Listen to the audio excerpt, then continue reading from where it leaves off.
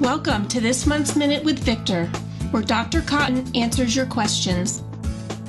This month's question comes from a physician who writes, I admit patients for an older physician in our community who doesn't practice the best medicine, but his patients love him and he's never been in a lawsuit. I also interact with some younger physicians who practice great medicine, but they've all been sued.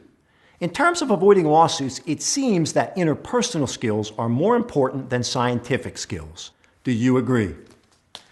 This older physician, I assume you admit his patients because he doesn't come to the hospital, which means that he probably doesn't take ER call, deliver babies, remove brain tumors, or open coronary arteries in the middle of the night.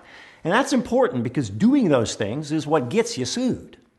I also suspect that most of his patients have been seeing him for a long time and that their average age is pretty high.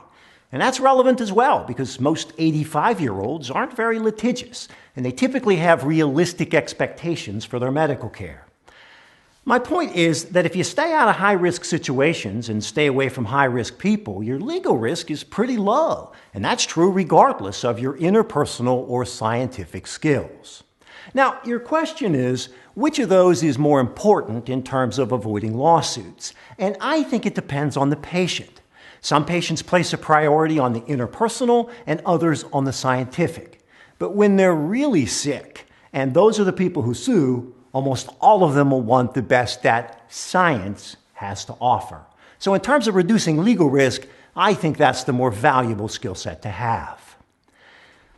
As I've said many times, the solution to almost every medical legal dilemma begins with taking proper care of the patient.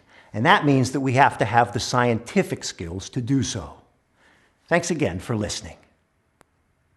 I'd like to take a moment to thank you for the many encouraging comments that we receive. I read each one and I greatly appreciate them. I'd also like to announce some exciting news. This fall, we're releasing some new online educational programs that are in video format and optimized so that you can view them on your mobile device.